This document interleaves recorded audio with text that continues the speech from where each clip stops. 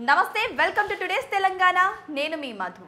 బీహార్ రాష్ట్రంలో త్వరలో శాసనసభకు ఎన్నికలు జరగబోతున్నాయి ఈ ఎన్నికల్లో గెలవడం ఇండియా కూటమికి అత్యంత ఆవశ్యకంగా మారింది ముఖ్యంగా కాంగ్రెస్ పార్టీకి జీవన్ మరణ సమస్యగా మారింది ఇటీవల జరిగిన మహారాష్ట్ర హర్యానా ఎన్నికల్లో ఆ పార్టీ విజయం సాధిస్తామనే ధీమాలో ఉండేది కానీ ఆ పార్టీ ఊహించిన ఫలితం రాకుండా పోయింది దీంతో అప్పటి నుంచి కాంగ్రెస్ పార్టీ బీజేపీని లక్ష్యంగా చేసుకుని విమర్శలను మొదలుపెట్టింది ఓటు చోరీ అనే అస్త్రాన్ని ప్రయోగించింది రాహుల్ గాంధీ అయితే ఏకంగా బీహార్లో ప్రధానమంత్రిని లక్ష్యంగా చేసుకొని వినూత్నంగా ఎన్నికల ప్రచారము చేస్తున్నారు ఈ ర్యాలీలో రాహుల్ గాంధీ ప్రియాంక గాంధీ ముందు వరుసలో ఉంటున్నారు రాహుల్ గాంధీ అయితే ఏకంగా ప్రధానమంత్రి నరేంద్ర మోడీని ఉద్దేశించి ఓట్ల చోరీకి పాల్పడ్డ వ్యక్తి అంటూ విమర్శిస్తున్నారు బీహార్ ఎన్నికల ప్రచారంలో భాగంగా రాహుల్ గాంధీ పిలుపు మేరకు తెలంగాణ ముఖ్యమంత్రి రేవంత్ వెళ్లారు అయితే రాహుల్ గాంధీ చేపడుతున్న ఓటు అధికారి ర్యాలీలో రేవంత్ పాల్గొనడం జరిగింది ఈ సందర్భంగా తెలంగాణలో తాము చేపట్టిన కులగణన గురించి మహిళలకు ఉచితంగా కల్పిస్తున్న ఫ్రీ బస్సు గురించి అన్నదాతలకు చేసిన రుణాల మాఫీ గురించి రేవంత్ వివరించారు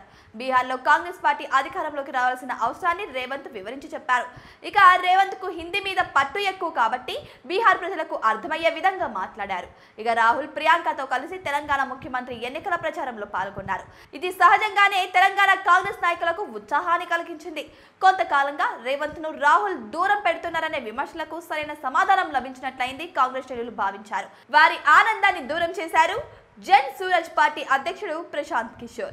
ప్రశాంత్ కిషోర్ బీహార్ ఎన్నికల్లో పోటీ చేస్తున్నారు ఆయన గతంలో ఎన్నికల వ్యూహకర్తగా ఉండేవారు ఆ తర్వాత రాజకీయ నాయకుడిగా మారిపోయారు ఒక పార్టీని కూడా ఏర్పాటు చేశారు ప్రస్తుత బీహార్ ఎన్నికల్లో పోటీ చేస్తున్నారు తెలంగాణ రాష్ట్రం నుంచి ముఖ్యమంత్రిగా రేవంత్ బీహార్ ఎన్నికల ప్రచారం కాంగ్రెస్ తరపున చేస్తున్న నేపథ్యంలో ప్రశాంత్ కిషోర్ స్పందించారు అసలు రేవంత్ రెడ్డి ఎవరు ఆయనకు బీహార్ రాష్ట్రంలో ఏం పని ఎన్నికలు జరుగుతున్న సమయంలో బీహార్ ప్రజలను అవమానించేలా మాట్లాడారు ఇప్పుడు ఆయన బీహార్ రాష్ట్రానికి వచ్చి ఓట్లు అడుగుతున్నారు ఒకవేళ రేవంత్ గనుక గ్రామాల్లోకి వచ్చి ఉంటే కర్రలు తీసుకొని తరిమేవాళ్ళు ఇక బీహార్ రాష్ట్రాన్ని అవమానించడం కాంగ్రెస్ పార్టీకి మొదటి నుంచి కూడా అలవాటే ఇది రాహుల్ గాంధీ మనస్తత్వాన్ని ప్రతిబింబిస్తుందని ప్రశాంత్ కిషోర్ వ్యాఖ్యానించారు అయితే ఇటీవల ముఖ్యమంత్రి రేవంత్ భారత రాష్ట్ర సమితి నాయకులను ఉద్దేశించి విమర్శలు చేస్తున్న క్రమంలో బీహార్ ప్రస్తావన వచ్చింది కేసీఆర్ పూర్వీకులు బీహార్ నుంచి వచ్చిన వారని బీహార్ వారి మనస్తత్వ దోపిడీ చేసే వ్యక్తుల మాదిరిగా ఉంటుందని రేవంత్ వ్యాఖ్యానించడం జరిగింది ఈ వ్యాఖ్యలను ఇప్పుడు ప్రశాంత్ కిషోర్ ఉటంకించారు